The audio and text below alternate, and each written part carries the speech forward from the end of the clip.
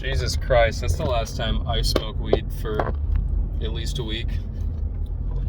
I've taken a break from smoking recently and have had a hard time for a while. I just discovered as I was driving to go meet my buddies that all of my jewelry that I made, I'd left it at the river last night after I went for a swim because I was stoned and didn't remember it.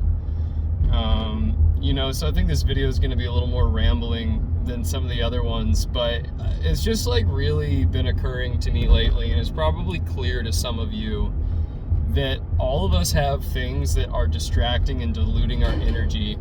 And for a lot of people, that's smoking weed and that's drinking or doing too many psychedelics or doing coke too often.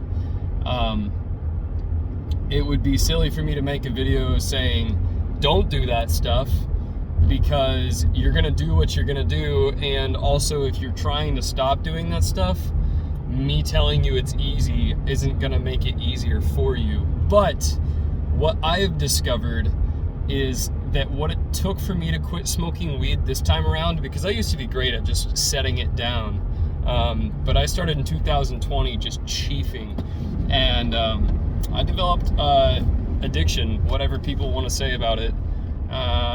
What helped me is getting back to running my own business. And ironically, I hate getting called on the phone. I hate being on the hook to answer my phone to people. I'm kind of a hermit. Or I'm incredibly extroverted and I don't really have an in-between.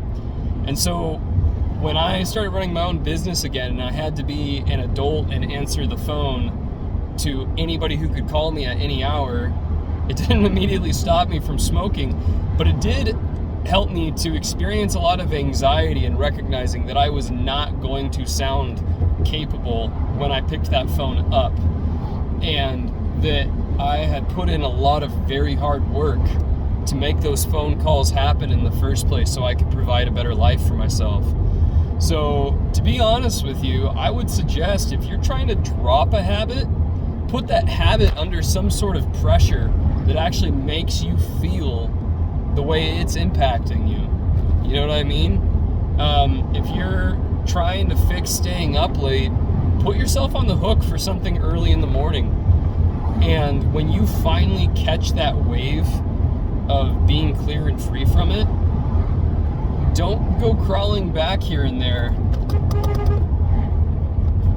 until you have really had some time in between where you feel solid. I'm not going to tell you to never stop smoking weed. I'm not going to stop smoking weed necessarily. But that was a little wake-up call for me. I lost something else one time when I was stoned that was really important to me, that I had fought to go looking for when it went missing one time previously, not because I was stoned. It wasn't my fault that time. And so for me, it's a clear indicator that it's not helping me keep my shit together and move my life forward, and I am moving my life forward. So next time I smoke weed, I'm going to be butt-ass naked. I'm not going to be wearing nothing to lose. And I'm going to be chilling by myself by a river somewhere. Where I won't be receiving phone calls and I won't be needing to talk to anybody or do anything except vibe. And I would suggest the same for you. Like, if you're really trying to drop a habit, just recognize that the more pressure you put it under and the more that you fill your life with responsibilities that mean something to you and that actually give you a dopamine hit, like the business I'm running pays me well now. I actually make decent money now when I'm doing that work. I still have a part-time job. It will help you change, but just trying to drop the habit is never going to be enough, because you actually need whatever you're addicted to. That's how it works. Your body, your mind wants it. It craves it. And the only way you're going to fix that craving is by making fulfilling the craving even more painful than going without what you're craving. It's going to take patience and recognizing that you aren't perfect. You're a human being. You're in a meat suit. Our planet is messed up because everybody's not perfect, right? We all have problems. And it's going to take you being patient with the fact that you're probably not going to get it on your first try. You're going to have to keep reiterating and trying and hoping and trying and having patience and going again and again and again until it just fucking clicks. I've tried to quit smoking weed so many times. Okay? And your identity has to change. You're not a stoner anymore. You don't drink anymore. You're not one of those people. And if it helps you to like have some disgust for that type of lifestyle, I'm not trying to encourage you to create a complex where you hate yourself every time you go back to doing what you're doing. But for me, I'm starting to look at the potheads in my life that I know around me and recognize like, yeah, I was up to a lot of the same silly shit, and there's a reason their lives are going fucking nowhere fast, you know? I think the other thing is like rephrasing the relationship with the thing in a way that is sacred and holy. Because like if you don't have a divine relationship with whatever it is that you've been abusing, then there's no way it can ever fit into your life. And you know, maybe for some people you just need to cut it out and demonize it and hate it. But for me with smoking weed, like I do have some really great revelations and some clarity of mind that is valid. However, it makes me really chaotic and disorganized and antisocial, and I'm really bad at talking to women when I'm stoned, or at least my social anxiety is wild. And when I'm sober, it's really not so bad.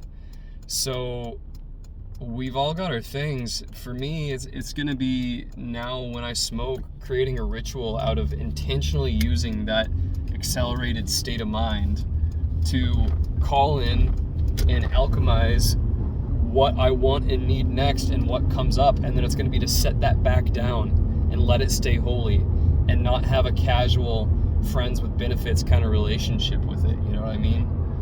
I mean, it's not really the best metaphor, because I don't think there's anything wrong with friends with benefits, but yeah, you know, I think the real thing I want to say in this video in closing is if you've stuck around, you're a G. Please consider giving me a like or subscribing. My channel is really all about helping people who feel like they're chosen ones, who feel like they have something important to actually achieve their dreams and make change in a world that is trying to squeeze us like a vice. So, you know, give me a like, give me a comment, subscribe.